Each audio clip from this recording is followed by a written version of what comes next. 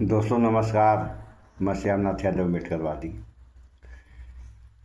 ये भी CJP party की तरफ से जो दिल्ली में धरना प्रदर्शन हुआ था उससे संबंधित एक पोस्ट है। इसका लेख है कि हमारे ही बच्चे हैं। बात तो सही है, बच्चे तो इस देश के अगर बच्चे हैं तो पूरे देश के बच्चे यानी हमारे ही बच्चे हैं। जैसे एक बार ऐसी खबर आई थी ना, पूरा देश ही मेरा परिवार है, तो सब हो गए मेरा परिवार मेरा परिवार।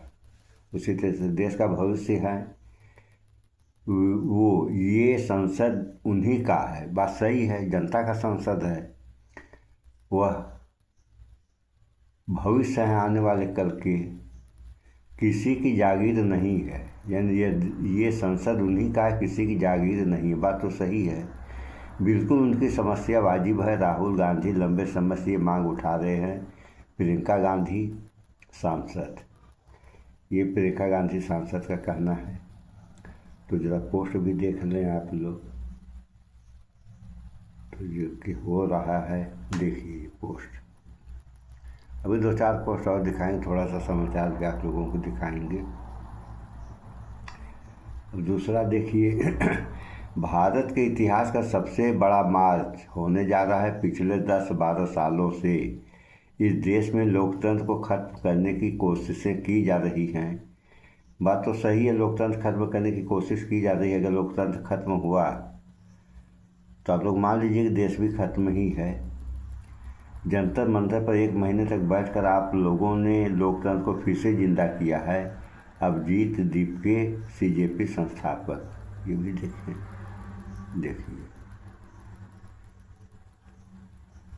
ये हाल है। और अभी और दिखा रहे हैं। अब देखिए ये है कि मैं अपनी बेटी के साथ प्रदर्शन में आई हूँ। एक महिला है ये, तो ये कह रही है मैं अपनी बेटी के साथ प्रदर्शन में आई हूँ। मेरा पति दिल्ली पुलिस में है, मेरा उसका सामना हो जाए, देखती हूँ कैसे रोकता है। प्रदर्शनकारी महिला, जंतर मंतर 20 जुलाई। देखिए ये महिलाएं जिनका पति जो है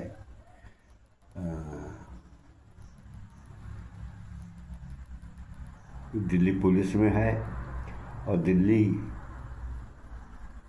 पुलिस ही जो है जो कुछ भी की लाठीचार्ज वगैरह वगैरह क्या क्या हुआ आप लोग देखे ही हैं। आंसू गैसी गोले।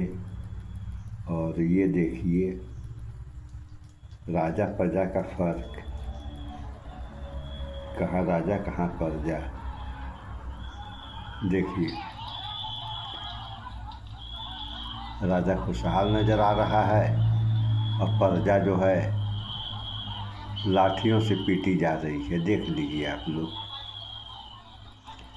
और यही प्रजा जो है ये मालिक है, नौकर नहीं। देख लिया आप लोगों ने। देखिए ये हाल है। तो यही एक बात नहीं समझ में आती है। देख लीजिए। और कहने को तो जब देश गुलाम था तो इसी देश की जनता पर लाठियाँ बरसाती थी। तो गुलामी का आलम था, तो उसमें तो ऐसा होना वाजिब है, कुछ भी हो सकता है। लेकिन आज कौन सी गुलामी है कि इसी देश की पुलिस इसी देश की जनता को रौंद रही है। और किस किस तरीके से आप लोगों ने तमाम समाचारों में देखा होगा। और थोड़ा सा समाचार हम भी दिखाएंगे आप लोगों को। ये हैं नॉर्वे की पत्रकार, जिन्होंने, ये वही हैं हेला लिंग, जिन्होंने पीएम मोदी से सवाल किया और पीएम मोदी सड़क लिए। यानी सड़क लेने का मतलब वहाँ से चले गए, जवाब नहीं दिए। और वैसा ही जब अभिजीत दीपके प्रदर्शनकारी इनके साथ वाले जो थे, ये लोग संसद का घेराव करने गए, संसद तक इन लोगों का मार्च था, तो यहाँ से भी महामानव सड़क लिए। तो सरकना इनकी जो पुरानी आदत है। तो देखिए, इनका कहना है, नॉर्वे की जो है पत्रकार हैं, ये भी पत्रकार हैं कि दुनिया में अपने देश का नाम रोशन कर रही है, और एक यहाँ के पत्रकार हैं कि अब पूरे देश का नाम डुबा रहे हैं। तो देखिए क्या लेकर इसका, जब कोई सरकार शांतिपूर्ण प्रदर्शनकारियों के खिलाफ हिंसा होने देती है तो इससे सत्ता में बैठे लोगों के बारे में क्या पता चलता है।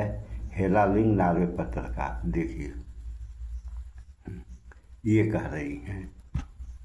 तो ये अपना और अपने देश का नाम तो रोशन कर ही रही हैं।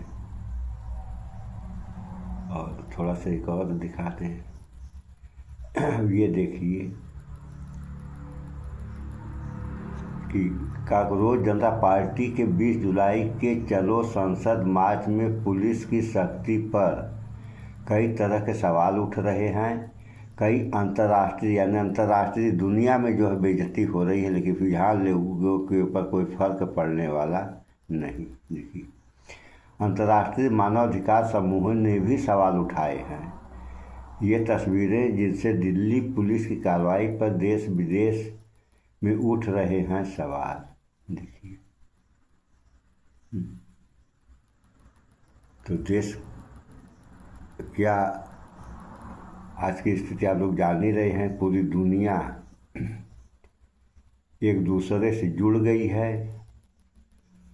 और यहाँ पे कुछ भी होगा तो यहीं के लोग नहीं, पूरी दुनिया के लोग उस बात को जानेंगे, सुनेंगे, देखेंगे। अब सब थोड़ा सा समाचार भी देख लीजिए आप लोग। जनता जिंदा है, बोस जनता जिंदा है। आज का जो प्रोटेस्ट रहा, दिन भर लगातार हम इधर से उधर दौड़ते रहे, लेकिन अगर आज के प्रोटेस्ट को अगर एक लाइन में कहना हो तो मैं यही कहूंगा, जनता जिंदा है बोस